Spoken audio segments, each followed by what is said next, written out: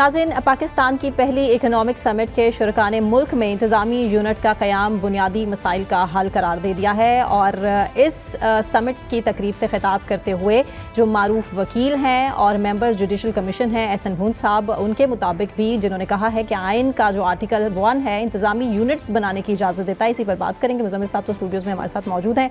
एहसन भून साहब ने भी हमें ज्वाइन किया। बहुत शुक्रिया एहसन साहब। मुज़म्मिल साहब उठिए। अस्सलाम वालेकुम एहसन भून साहब, क्या हाल है आपके? ठीक ठाक हैं?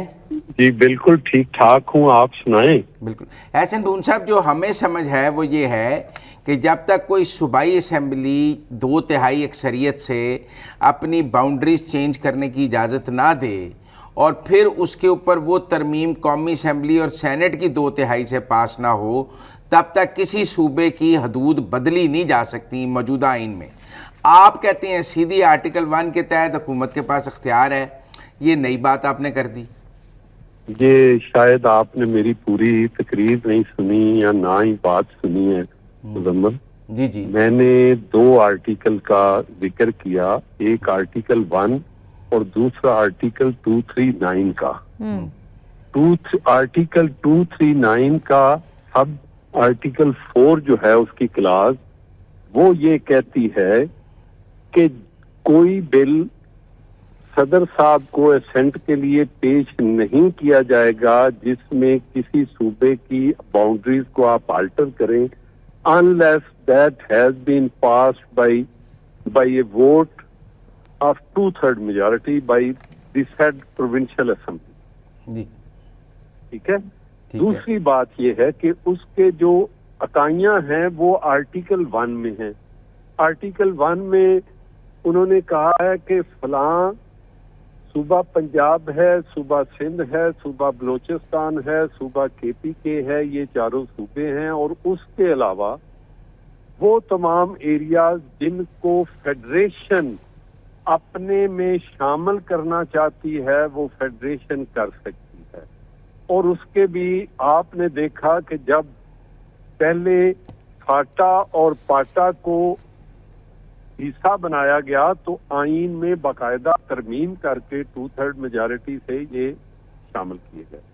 अब बात ये है कि ये एक वक्त की जरूरत है और मैं समझता हूँ कि अगर छोटे सूबे करके एडमिनिस्ट्रेटिव यूनिट्स जो हैं और लोगों को डोर स्टेप पे उनकी मुश्किलात हल हों तो इसमें कोई बुराई नहीं है।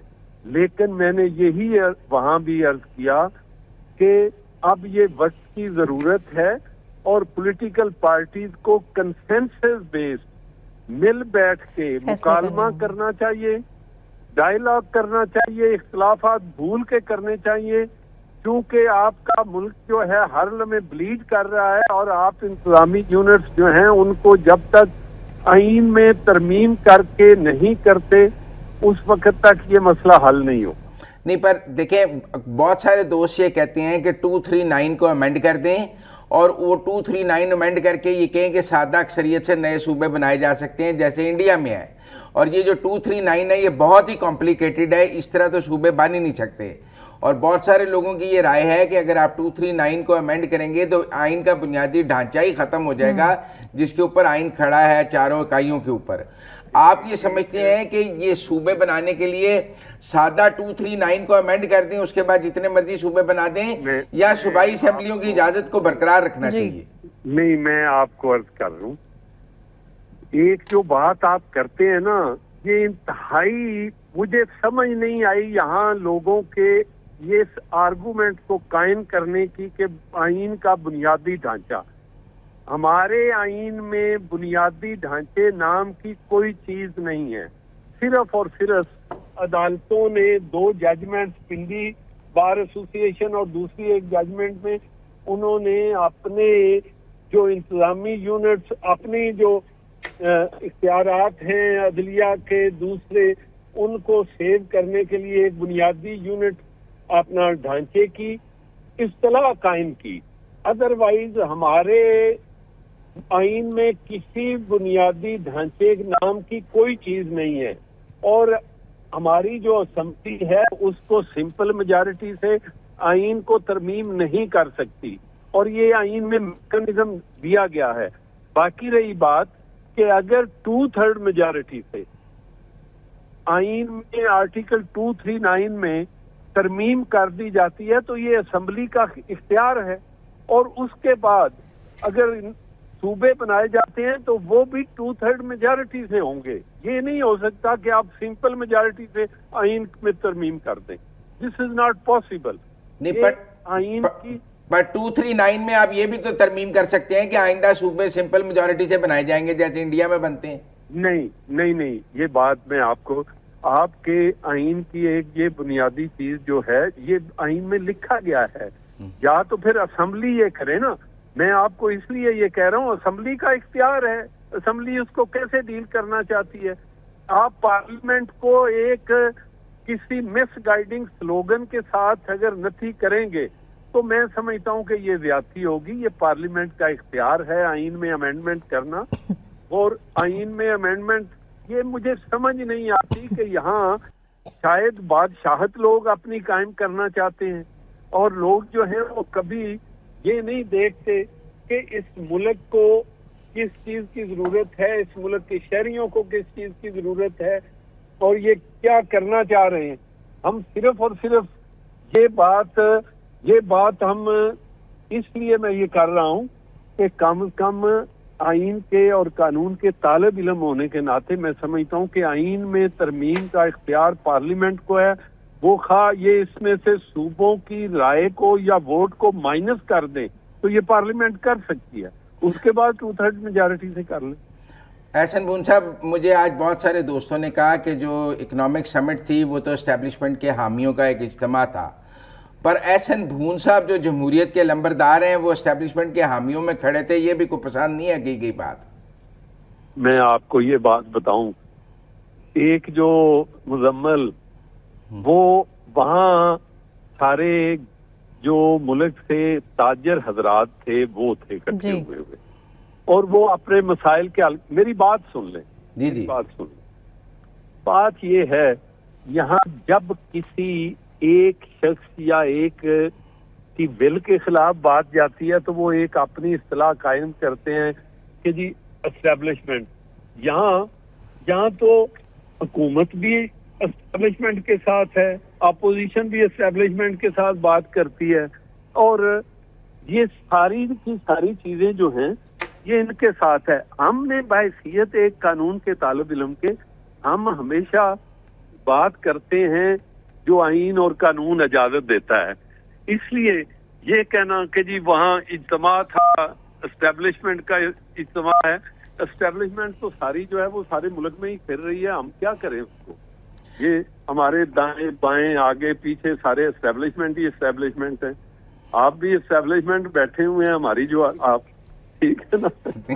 अच्छा, आपने एक और बात भी कही है कि मरकज को या वफाक को ये इख्तियार है कि वो किसी भी इलाके को फेडरल टेरिटरी करार दे सकता है, कंसीडर कर सकते हैं। ये कैसे करार दे सकता है? नहीं, फेडरेशन में शामिल कर सकता है। हाँ। फेडरेशन में। अच्छा, ये आर्टिकल 1 को देख लेना, फेडरेशन में मेरा कहने का। अच्छा, अब गिलगित बल्तिस्तान ने एक करारदाद पास की है मुतफिका कि हमें अबूरी तौर पर 5वां सूबा बना दिया जाए, वो आर्टिकल 1 के तहत होगा, आर्टिकल 239 के तहत होगा? जी, बात ये है, ये आर्टिकल 239 के तहत है, और आर्टिकल 1 भी इसमें कहता है कि कोई सूबा जो फेडरेशन है, फेडरेशन किसी भी इलाके को जो आइन में एक तरीकेकार दिया गया है, और उसके लिए फिर 2/3 मेजॉरिटी होगी। ये नहीं हो सकता सिंपल मेजॉरिटी। या तो आइन में अमेंडमेंट करके कह दें कि जी सिंपल मेजॉरिटी आइंदा जो जैसे आम लेजिस्लेशन है उसकी तरह करते रहे। नहीं तो आपको ये लगता है जो गिलगित की असेंबली ने मुतफिका करारदाद दी है उसके बाद कौमी असेंबली और सेनेट 2/3 से उसको 5वां सूबा बना सकती हैं? बिल्कुल बना सकती है। अच्छा, बिल्कुल बना सकती हैं। और वो 5वां सूबा होगा या वो फेडरल टेरिटरी होगी? ने पहले देखा कि आपने पाटा और फाटा को केपीके में जम किया जी, केपीके में जम किया और आइन में तरमीम के जरिए किया, कंसेंसस बेस्ड हुआ। अगर इसी तरह गिलगित बल्तिस्तान है वो ये कहता है, कोई दूसरा कहता है, और जो एरियाज है आप आइन का आर्टिकल 1 और 239 मैं बात करूंगा आपसे, ठीक है। और अगर कोई एक सूबा जो है वो अब कहे कि मेरी हदूद नहीं चेंज हो सकती, तो फिर उस सूबे की तो नहीं चेंज हो सकेंगी। नहीं, मैं इसीलिए आर्टिकल 239 में अगर तरमीम कर लेते हैं, अब ये देखें तो फिर बन सिंध वाले कहते हैं, सिंध वाले कहते हैं पंजाब के सूबे नए बनना चाहिए, सैकी बनना चाहिए, कोठोहार बनना चाहिए, फलां बनना चाहिए। जब उनसे पूछा जाए सिंध की, तो वो कहते हैं सिंध नहीं तकसीम होना चाहिए। इसी तरह पंजाब वाले कहते हैं सिंध बनना चाहिए, कराची बनना चाहिए, फलां पंजाब नहीं होना चाहिए। इसी तरह बलोचिस्तान वाले कहते हैं पंजाब का ये होना चाहिए, केपी वाले कहते हैं कि जी फलां का ये होना चाहिए, अपनी दफा वो कहते हैं नहीं होना चाहिए। इसलिए मैं ये समझता हूँ ये कलेक्टिव विल, और सियासतदानों को किसी के दबाव में नहीं, मिल बैठ के कंसेंसस बेस्ड। मैंने कल भी ये बात की, आप मेरी पूरी अगर स्पीच को सुने तो मैंने उसमें कहा कि मिल बैठ के मुकालमा होना चाहिए, बाहमी इख्तिलाफात को दूर रख के मुल्क के खुदादाद की बेहतरी के लिए और बका के लिए काम करना। अच्छा, कुछ आइन के जो माहिर हैं वो एक और फार्मूला देते हैं। वो कहते हैं ये बात कौमी असम्बली और सेनेट तय ना करे, वो एक रेफरेंडम अप्रूव कर दे सादा अक्सरियत से कि नए सूबे बनाने पर रेफरेंडम करा लें, और वो नए सूबों पर आप एक रेफरेंडम करा लें, जो रेफरेंडम का फैसला आएगा उसके मुताबिक सूबे बना दें। आपके ख्याल में किसी रेफरेंडम के नतीजे में नए सूबे बन सकते हैं? बिल्कुल, वो भी है, लेकिन मैं ये समझता हूँ कि उससे भी ज्यादा वायबल चीज यही है कि आप जो मैंने बात की इसको ज्यादा करें, ठीक है ना। नहीं, पर रेफरेंडम आइन के किस शिकन के तहत आप सूबे बनाएंगे? आइन के किस शिक के तहत रेफरेंडम से सूबे बनाएंगे? नहीं, देखिए उसमें आइन में एक मैकेनिज्म दिया गया, मैं उसी पे स्टिक करता हूँ जो मैंने पहले बात की, ठीक है। ठीक है, वो दूसरे दोस्तों की अपनी राय हो सकती है रेफरेंडम वाली, वो ठीक है, लेकिन आप रेफरेंडम वाली राय को सेकंड नहीं करते हैं? मैं नहीं वो सेकंड करता, मैं जो उसी को करता हूँ जो आर्टिकल 239(4) और आर्टिकल 1 में। आर्टिकल 1, अच्छा ये बताएं कि अगर जो अब कराची वाले, अब एमक्यूएम वाले कहते हैं कि कराची को फेडरल टेरिटरी करार दे दिया जाए, इसको किसी सूबे का हिस्सा ना बनाया जाए, वो कैसे होगा? वो हो सकता है इन्हीं दोनों आर्टिकल में वो मैकेनिज्म है, इन्हीं दोनों आर्टिकल में आप पढ़े ना उसको, वो भी आर्टिकल 1 और 239 में अमेंडमेंट ही चाहिए उसके लिए।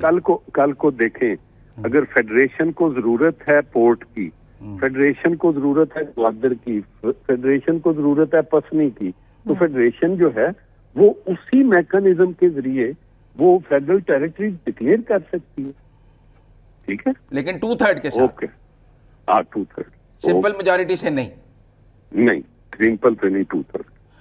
बहुत शुक्रिया एसद साहब, बहुत शुक्रिया मुजम्मिल साहब आपका। मुझे सना नकवी को इजाजत, अपना ख्याल रखें, अल्लाह हाफिज़।